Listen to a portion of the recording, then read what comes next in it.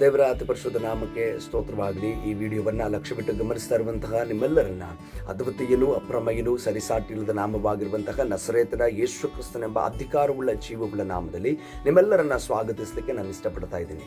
ಕಳೆದ ವಿಡಿಯೋನಲ್ಲಿ ನಾನು ನೀವು ಧ್ಯಾನಿಸಿದಂತಹ ಒಂದು ವಿಷಯವಾಗಿತ್ತು ದೀಕ್ಷಾ ಸ್ನಾನ. ಅದೇ ಮುಂದುವರೆದ ಭಾಗದಲ್ಲಿ ಈ ದಿವಸ ನಾನು ನೀವು ರಕ್ಷಣೆ ಮತ್ತು ಪಾಪ ಪರಿಹಾರದ ಕುರಿತಾಗಿ ಧ್ಯಾನಿಸಿಕೊಳ್ಳುವಂಥವರಾಗಿರೋಣ. ಪಾಪೋಹಂ ಪಾಪ ಕರ್ಮಾಹಂ ಪಾಪಾತ್ಮ ಪಾಪ ಸಂಭವ ತ್ರಾಯಿ ಮಾಂ ಕೃಪಯಾ ದೇವ ಶರಣಾಗತ ವತ್ಸಲ ಅನ್ಯತಾ ಶರಣಂ ನಾಸ್ತಿತ್ವಮೇವ ಶರಣಂ ಮಮ ತಸ್ಮಾತ್ ಕಾರುಣ್ಯ ಭಾವೇನ ರಕ್ಷ ರಕ್ಷ ಜನಾರ್ದನ ಹಾ ನಮಃ ಪ್ರದಕ್ಷಿಣ ನಮಸ್ಕಾರನ್ ಸಮರ್ಪಯಾಮಿ. ಯಾತಕ್ಕೋಸ್ಕರವಾಗಿ ಈ ಋಗ್ವೇದದ ಒಂದು ಭಾಗವನ್ನು ನಿಮ್ಮ ಮುಂದೆ ವಿವರಿಸಿದೆ ಅಂತ ಹೇಳೋದಾದರೆ ಏನು ಅಂತ ಹೇಳೋದಾದ್ರೆ, ಈ ದಿವಸ ನಾನು ನೀವು ಧ್ಯಾನಿಸ್ಲಿಕ್ಕೆ ಹೋಗ್ತಾ ಇರುವಂಥದ್ದು ರಕ್ಷಣೆ ಮತ್ತು ಪಾಪ ಪರಿಹಾರ. ರಕ್ಷಣೆ ಮತ್ತು ಪಾಪ ಪರಿಹಾರ ಅನ್ನುವಂಥದ್ದು ಮನುಷ್ಯನಿಂದ ಉದ್ಭವಿಸುವಂಥ ಒಂದು ಸಂಗತಿಯಲ್ಲ, ಬದಲಾಗಿ ದೇವರಿಂದ ಉದ್ಭವಿಸುವಂಥದ್ದಾಗಿದೆ. ರಕ್ಷಿಸ್ಲಿಕ್ಕೂ ಪಾಪ ಪರಿಹಾರ ಮಾಡಲಿಕ್ಕೂ ಅದಕ್ಕೆ ಅರ್ಹತೆ ಉಳ್ಳಂಥವನು ಮನುಷ್ಯನಲ್ಲ, ಬದಲಾಗಿ ದೇವರಾಗಿದ್ದಾನೆ. ಕಾರಣ ರಕ್ಷಣೆಯನ್ನ ಒಬ್ಬ ಮನುಷ್ಯನಿಗೆ ಕೊಡ್ಲಿಕ್ಕಾಗ್ಲಿ ಅಥವಾ ಪಾಪ ಪರಿಹಾರವನ್ನು ಕೊಡ್ಲಿಕ್ಕಾಗ್ಲಿ ಮನುಷ್ಯನು ಅರ್ಹತೆ ಇರುವಂತಹ ಸ್ಥಾನದಲ್ಲಿಲ್ಲ, ಬದಲಾಗಿ ಅರ್ಹತೆ ಇಲ್ಲದ ಸ್ಥಾನದಲ್ಲಿದ್ದಾನೆ. ಯಾಕಂತ ಹೇಳೋದಾದ್ರೆ ಮನುಷ್ಯನ ರಕ್ಷಿಸ್ಲಿಕ್ಕೂ ಆಗಲ್ಲ, ಪಾಪವನ್ನ ಪರಿಹಾರ ಮಾಡ್ಲಿಕ್ಕೆ ಆಗದೆ ಇರ್ಲಿಕ್ಕೆ ಕಾರಣ ಏನು ಅಂತ ಹೇಳೋದಾದ್ರೆ ಮನುಷ್ಯನ್ ಪಾಪಿಯಾಗಿದ್ದಾನೆ.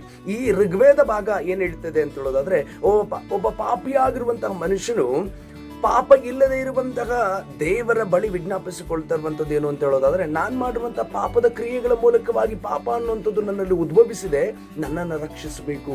ತಸ್ಮಾತ್ ಕಾರುಣ್ಯ ಭಾವೇನ ರಕ್ಷ ರಕ್ಷ ಜನಾರ್ದನ ಅನ್ನುವಂಥದ್ದನ್ನ ನಾವು ಗಮನಿಸಿಕೊಳ್ಳುತ್ತೇವೆ. ರಕ್ಷಣೆ ಅನ್ನುವಂಥದ್ದು ಒಬ್ಬ ಮನುಷ್ಯನಿಂದ ನನಗೆ ರಕ್ಷಣೆ ಬೇಕು ಅಂತೆಲ್ಲ ಕೇಳ್ತಿರುವಂಥದ್ದು, ಬದಲಾಗಿ ಪಾಪದ ಮೂಲಕವಾಗಿ ಪಾಪಕ್ಕೆ ಒಳಗಾಗಿರುವಂತಹ ನನಗೆ ಬೇಕಾಗಿರುವಂಥದ್ದು ಪಾಪ ಪರಿಹಾರ, ಜೊತೆಗೆ ಪಾಪ ಪರಿಹಾರದ ಮೂಲಕವಾಗಿ ಬರುವಂತಹ ರಕ್ಷಣೆಯನ್ನ ನಾನು ಹೊಂದಿಕೊಳ್ಳಬೇಕು ಅಂತ ವಿಜ್ಞಾಪಿಸುವಂಥದ್ದನ್ನ ನಾವಿಲ್ಲಿ ಕಾಣುತ್ತೇವೆ, ಗಮನಿಸಿಕೊಳ್ತೇವೆ. ಸತ್ಯವೇದ ಏನ್ ಹೇಳ್ತಾ ಇದೆ ಅಂತ ಹೇಳೋದಾದ್ರೆ, ಈ ರಕ್ಷಣೆ ವಿಷಯವಾಗಿ ಹೇಳ್ತಿರುವಂಥದ್ದನ್ನ ನಾವು ಗಮನಿಸಿಕೊಳ್ತೇವೆ.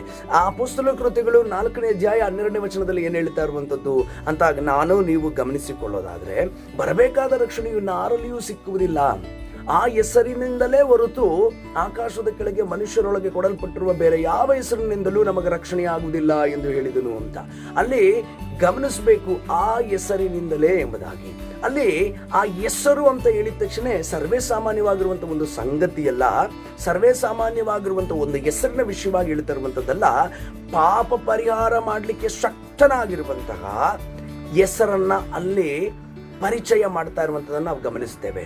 ರಕ್ಷಿಸಲಿಕ್ಕೆ ಶಕ್ತವಾಗಿರುವಂತಹ ಹೆಸರಿನ ಕುರಿತಾಗಿ ಪರಿಚಯ ಮಾಡ್ತಾ ಇರುವಂತದನ್ನ ನಾವು ಗಮನಿಸಿಕೊಳ್ಳುತ್ತೇವೆ. ಪ್ರಿಯ ಸಹೋದರ ಸಹೋದರಿ, ರಕ್ಷಣೆ ಮತ್ತು ಪಾಪ ಪರಿಹಾರ ಅನ್ನುವಂಥದ್ದು ತಂದೆ ಮಗ ಪವಿತ್ರಾತ್ಮನ ಸ್ಥಾನನಾಮದಿಂದ ಬರುವಂತದ್ದಲ್ಲ, ಬದಲಾಗಿ ತಂದೆಯ ಮಗನ ಪವಿತ್ರಾತ್ಮನ ಹೆಸರಿನಲ್ಲಿ ಉದ್ಭವಿಸುವಂತದ್ದಾಗಿದೆ.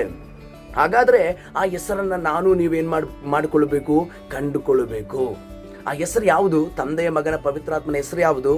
ಅದು ಬೇರೆ ಯಾವುದೂ ಅಲ್ಲ, ಆ ಹೆಸರು ಒಂದೇ, ಅದೇ ಕರ್ತನಾದ ಯೇಸು ಕ್ರಿಸ್ತನು. ಕರ್ತನಾದ ಯೇಸು ಕ್ರಿಸ್ತನು ಹೇಳೋ ಪ್ರಕಾರವಾಗಿ ತಂದೆಯ ಹೆಸರಂತ ಗಮನಿಸುವಾಗ ನಾನು ನನ್ನ ತಂದೆಯ ಹೆಸರಿನಲ್ಲಿ ಬಂದಿದ್ದೀನಿ. ತಂದೆಯ ಹೆಸರು ನಮಗೆ ಗೊತ್ತಾಯ್ತು.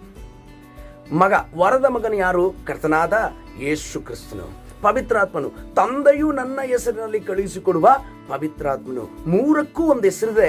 ಆ ಮೂರು ಹೆಸರು ಬೇರೆ ಬೇರೆ ಅಲ್ಲ, ಅದು ಒಂದೇ ಹೆಸರು, ಅದ ಕರ್ತನಾದ ಯೇಸು ಕ್ರಿಸ್ತನು. ಅದಕ್ಕೋಸ್ಕರವಾಗಿ ಪಾಪ ಪರಿಹಾರ ಆಗಲಿ ಅಥವಾ ರಕ್ಷಣೆ ಸಂದರ್ಭದಲ್ಲಿ ಕರ್ತನಾದ ಯೇಸು ಕ್ರಿಸ್ತನ ನಾಮವನ್ನ ನಾವು ಕಡಾಖಂಡಿತವಾಗಿ ಬಳಸಬೇಕು ಅಂತ ಯಾತಕ್ಕೋಸ್ಕರ ಹೇಳುವಂಥದ್ದಂದ್ರೆ, ಮತ್ತಾಯ ಬರೆದಂತ ಸುವಾರ್ತೆ 1ನೇ ಅಧ್ಯಾಯ 21ನೇ ವಚನದಲ್ಲಿ ಹೇಳ್ತಾ ಇರುವಂತದ್ದು ಏನು ಅಂತ ಹೇಳೋದಾದ್ರೆ, ಆಕೆ ಒಬ್ಬ ಮಗನನ್ನ ಹಡಿಯುವಳು, ಆ ಮಗುವಿಗೆ ಯೇಸು ಎಂದು ಹೆಸರಿಡಬೇಕು. ಯಾಕಂದ್ರೆ ಗಮನಿಸ್ಕೊಳ್ರಿ, ಯಾಕಂದ್ರೆ ಆತನೇ ತನ್ನ ಜನರನ್ನು ಅವರ ಪಾಪಗಳಿಂದ ಬಿಡಿಸಿ ಕಾಯುವನು ಎಂಬುದಾಗಿ. ತನ್ನ ಜನರನ್ನ ಅವರ ಪಾಪಗಳಿಂದ ಬಿಡಿಸಿ ಕಾಯಲಿಕ್ಕೋಸ್ಕರವಾಗಿ ಶಕ್ತವಾಗಿರುವಂತಹ ಏಕೈಕ ನಾಮ ಅದು ಕರ್ತನಾದ ಯೇಸು ಕ್ರಿಸ್ತನ ನಾಮ. ಪ್ರಿಯ ಸಹೋದರ ಸಹೋದರಿ, ಆದ್ದರಿಂದ ನಾನು ನೀವು ರಕ್ಷಣೆ ಮತ್ತು ಪಾಪ ಪರಿಹಾರವನ್ನ ಹೊಂದಿಕೊಳ್ಳಬೇಕಾದ್ರೆ ಕರ್ತನಾದ ಯೇಸು ಕ್ರಿಸ್ತನ ನಾಮವನ್ನ ಅವಲಂಬಿಸಬೇಕು, ಆತನ ನಾಮವನ್ನ ಆಧಾರವಾಗಿಟ್ಟುಕೊಳ್ಳಬೇಕು.